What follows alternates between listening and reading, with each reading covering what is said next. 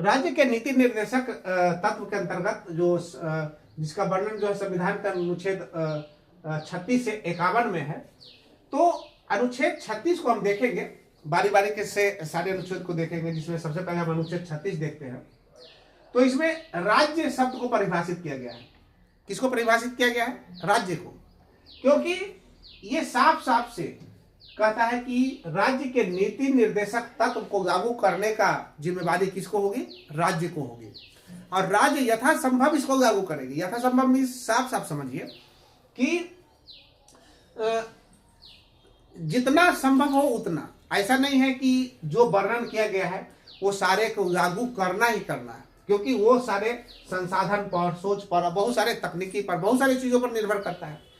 तो इसमें ऐसा कोई फिक्स नहीं है कि सारे सारे लागू ही होना चाहिए। जहां तक संभव हो लागू कर सकती है राज्य, जो संभव नहीं होगा उसको लागू नहीं कर सकती है। इसीलिए तो इसको गैर न्याय उचित कहा गया है। मीन्स इसके विरुद्ध आप कोर्ट में नहीं जा सकते हैं कि हाँ संविधान का अनुच्छेद 48 में ये कहा गया तो इसको क्यों नहीं किया जा रहा है। ठीक है, तो संविधान का अनुच्छेद 36 में देखेंगे कि राज्य शब्द को परिभाषित किया गया। देखिए राज्य शब्द क्यों आया यहाँ? क्योंकि ये सारे राज्य के नीति निर्देशक तत्व में जो बातें कही गई है वो चीजें लागू करने की जिम्मेदारी किसको होगी? राज्य की होगी। आखिर राज्य ये है कौन? इस चीज को समझना बहुत इंपॉर्टेंट है। तो राज्य से मतलब हो गया भारत सरकार से, लोकसभा राज्यसभा से। राज्य का मतलब हो गया राज्य सरकारें से, विधानमंडल से।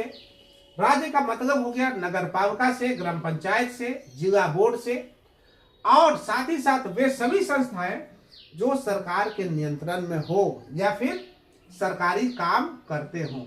मीन्स राज्य के अंतर्गत ये सारे आते हैं। तो देखिए अब यहां इस चीज को समझना है कि राज्य के नीति निर्देशक तत्व को लागू करने की जिम्मेदारी सिर्फ भारत सरकार की या राज्य सरकारों की नहीं है, बल्कि भारत सरकार राज्य सरकार के साथ साथ नगर पालिका, ग्राम पंचायत, जिला बोर्ड, साथ साथ वो सारी संस्थाएं जो सरकार के नियंत्रण में हो, जैसे LIC, ONGC, ये सब बड़ी बड़ी जो कंपनियां हैं, जैसे सेल जो सरकारी काम करते हो।